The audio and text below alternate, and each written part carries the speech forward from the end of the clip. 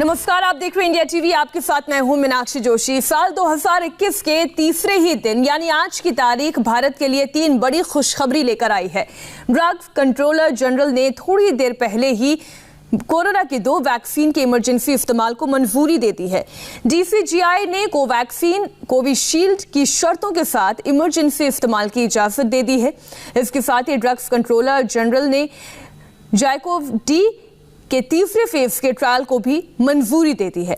Corona के खिलाफ 2 vaccine को मंजूरी देने वाला भारत दुनिया का पहला देश है।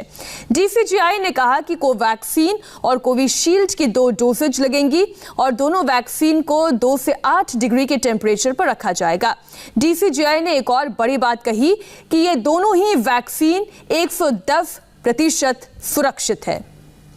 दोनों वैक्सीन को मंजूरी मिलने के बाद ये कहा जा रहा है कि 6 जनवरी से वैक्सीनेशन की प्रक्रिया शुरू हो सकती है। पहले हेल्थ वर्कर्स को और फ्रंट लाइन वर्कर्स को ये वैक्सीन लगेगी। पहले फेज में 30 करोड़ लोगों को टीका लगाया जाएगा।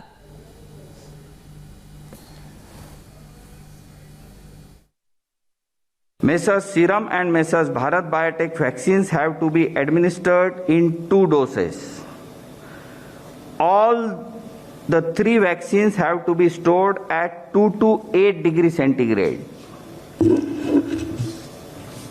After adequate examination, the CDSCO has decided to accept the recommendations of the expert committee, and accordingly, vaccines of Messrs Serum and Bharat Biotech are being approved for restricted use in emergency situation, and permission is being granted to Messrs Cadila Healthcare for conduct of phase 3 clinical trial in India.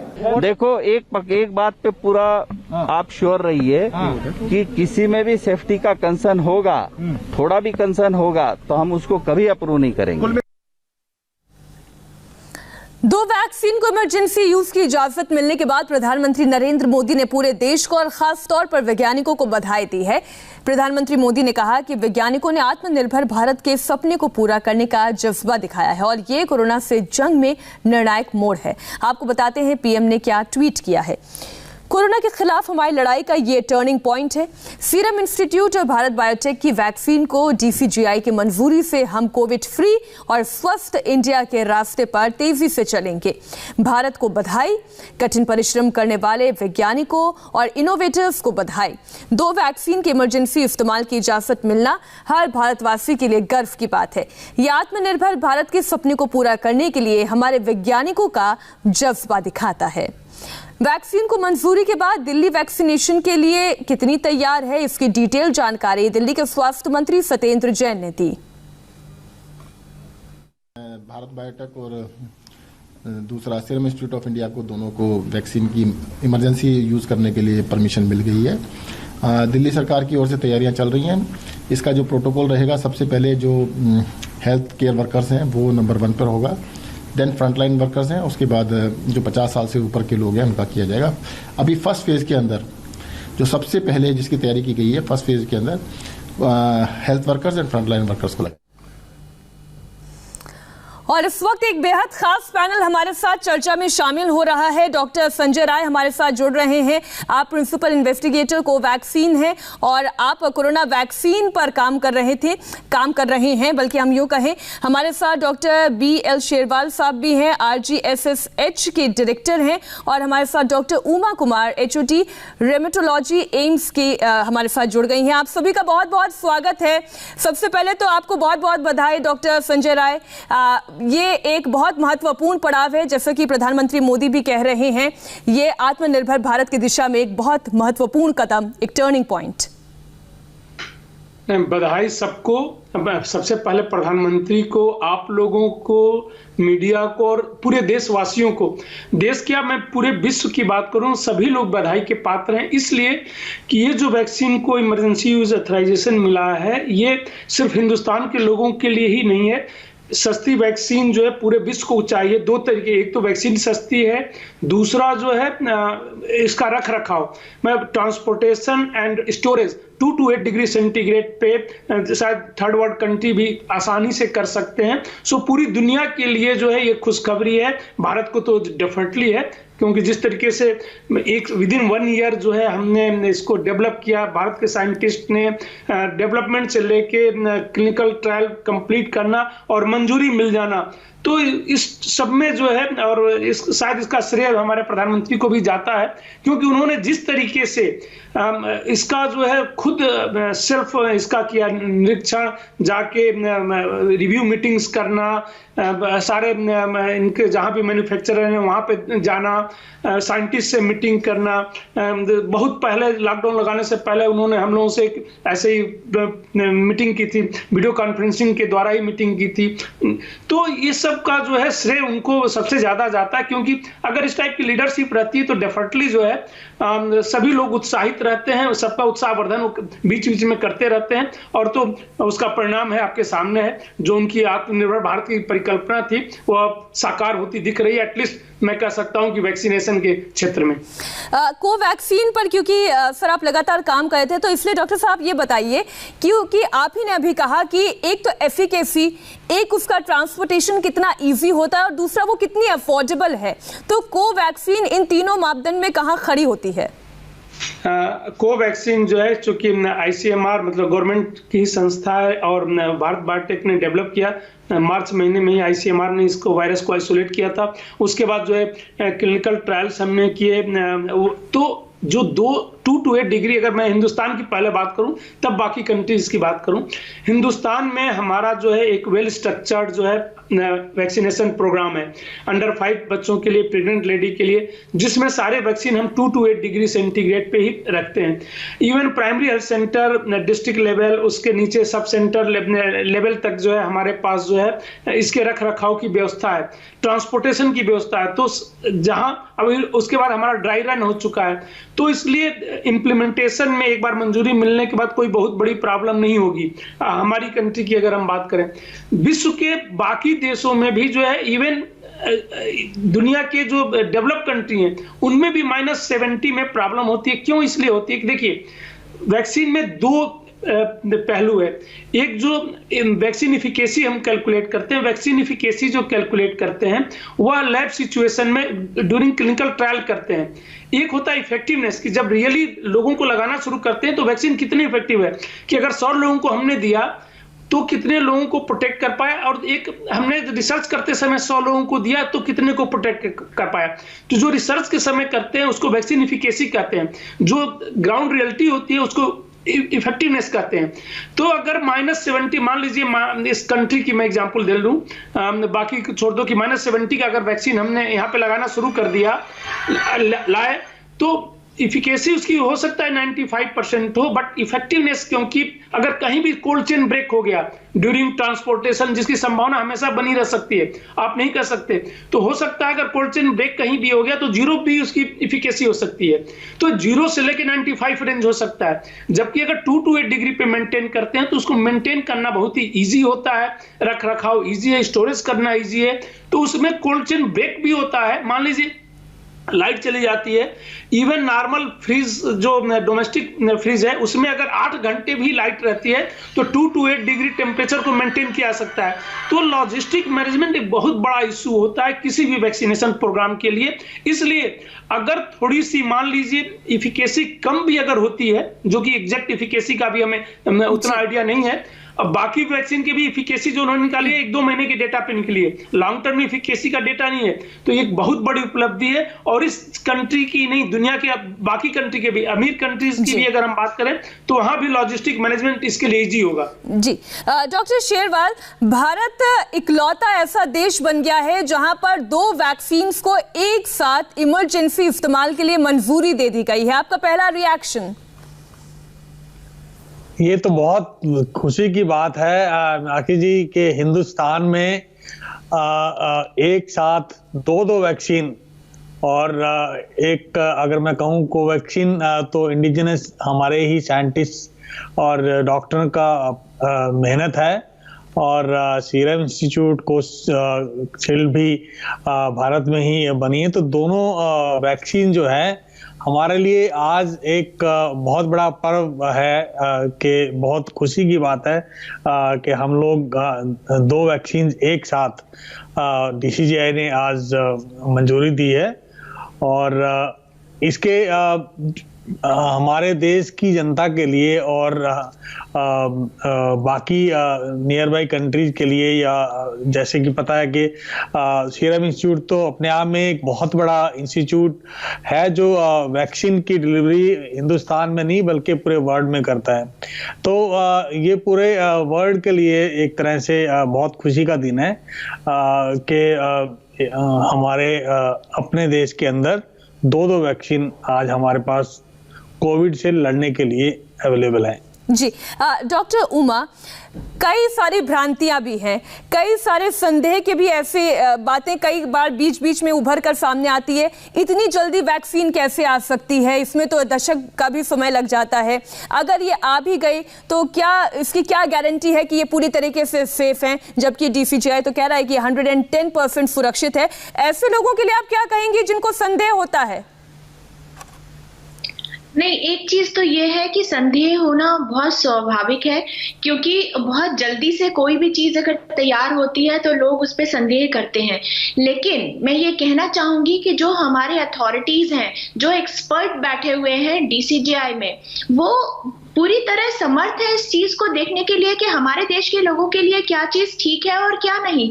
तो हमें पूरा confidence होना चाहिए अपने experts पर, और सब कुछ देखने के बाद काफी दिन उसमें गुजारे गए हैं, सारी बारीकियां समझी गई हैं, तभी वैक्सीन को अप्रूवल दिया गया है। तो मैं ये कहना चाहूंगी कि लोगों को ये बिल्कुल नहीं सोचना है कि वैक्सीन, बहुत से अफवाह मैं भी सुन रही हूँ, वो सब गलत है। हाँ, वैक्सीन से कुछ साइड इफेक्ट्स हो सकते हैं, वो जो बच्चों में इम्यूनाइजेशन करते हैं तो भी होते हैं। कई बच्चों को फीवर हो जाता है 2-3 दिन के लिए, या फिर बॉडी एक हो जाता है, मसल्स में पेन हो जाता है, या किसी को छोटी बहुत एलर्जिक रिएक्शन हो जाता है। तो ये बहुत ही नॉर्मल चीजें होती हैं जो इंजेक्शन के बाद हो सकती हैं। और कुछ चीजें ये भी शो करती है कि वैक्सीन लेने के बाद हमारा जो इम्यून सिस्टम है वो रिएक्ट कर रहा है, क्योंकि वायरस का एक जीनोम जो है वो हमारी बॉडी में जाता है, इसको बॉडी रिकॉग्नाइज करे और उसके अगेंस्ट इम्यूनिटी डेवलप हो, जिससे कि अगर इन्फेक्शन, वास्तविक इन्फेक्शन अगर होता है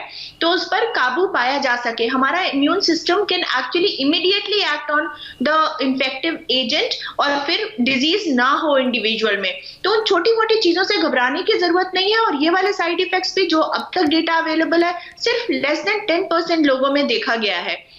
बाकी कुछ लोगों के थे कि कुछ जो सीरियस प्रॉब्लम्स हुए हैं, तो जो लोग एलर्जिक हैं किसी भी चीज से, तो अगर वो एलर्जी और वो भी सीरियस प्रकार की एलर्जी अगर उनको होती है, चाहे वो ड्रग से हो या किसी और मटेरियल से हो, तो उनको ये जो हम वैक्सीन देते हैं, चाहे वो कोई भी वैक्सीन हो, उससे भी एलर्जी हो सकती है। तो उनको कंफ्यूज नहीं करना है। मैं कहना चाहूंगी कि बहुत सोचने विचारने के बाद, काफी वक्त गुजारने के बाद ये डिसीजन लिया गया है। डॉक्टर उमा की DCGI ये कह रही है कि अगर थोड़ा सा भी संदेह होता तो हम कभी मंजूरी ही नहीं देते। ये मंजूरी इसलिए दी गई है कि हमें कोई संदेह नहीं है, ये 110% सेफ है। विजय लक्ष्मी, बस एक खुशखबरी का ही तो हम इंतजार कर रहे थे भारतवासी। 2 वैक्सीन को एक बार में मंजूरी मिल जाना, ये बहुत बड़ी बात है। अब जो है ये वैक्सीनेशन प्रोग्राम कैसे चलाया जाएगा पूरा देश में, इसके बारे में जानकारी दें, क्योंकि ड्राई रन हमने देखा कि बहुत ही खूबसूरती से ड्राई रन हुआ कल।